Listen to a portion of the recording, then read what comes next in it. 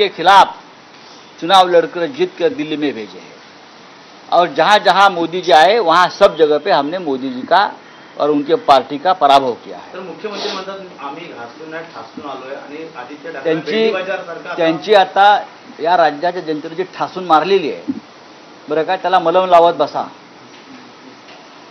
चोरलेलं चिन्ह धनुष्यबाण आणि चोरलेलं शिवसेना हे नाव त्याचा वापर करून निवडून येणं याला ठासून येणं म्हणत नाही बरं का, तर चोरून येणं म्हणतात।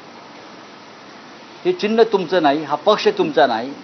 नरेंद्र मोदी आणि अमित शहा या महाराष्ट्राच्या शत्रूंच्या मदतीनं तुम्ही ते चिन्ह चोरलं, त्याचा फटका आम्हाला काही प्रमाणात नक्कीच बसलेला आहे। तुम्ही काय आहे, तुम्हाला लोकांनी का मतं द्यावं, तुमची लायकी काय आहे, तुम्ही या राज्यासाठी काय केलं? शिवसेनेची स्थापना 58 वर्षापूर्वी झाली आहे, तेव्हा तुम्ही कुठे होतात? तुमचा जन्म तरी झाला होता का? कोणत्या लढ्यात कोणत्या आंदोलनात तुम्ही होता शिवसेनेच्या मला सांगा? तुम्ही फक्त टेंडर आंदोलनामध्ये होता, तुम्ही ठेकेदारांसाठीच्या फायद्याच्या आंदोलनामध्ये होता।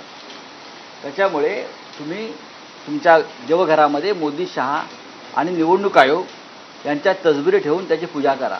बाळासाहेब ठाकरेंचा फोटो पूजण्याचा तुम्हाला अधिकार नाही। ठासून बिसून काय नाही, तुमची ठासून मारली आहे आणि विधानसभेत ठासून मारू।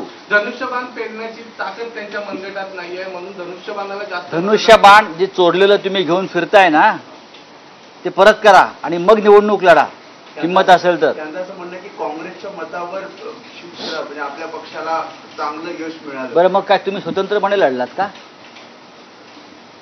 तुम्ही स्वतंत्रपणे लढलात का हिमतीवर? मी म्हणतो ना धनुष्यबाण बाजूला ठेवा चोरलेला, पुन्हा एक असं करतायत धनुष्यबाण बाजूला ठेवा चोरलेला पक्ष बाळासाहेब ठाकरेंचा उद्धव ठाकरेंचा चोरलेलं चिन्ह हे चोर तर चोर वर शिरजोर बरं का, चोर तर चोर वर शिरजोर। हिम्मत असेल तर तुमचा पक्ष स्वतंत्र स्थापन करा, तुमचं चिन्ह घ्या।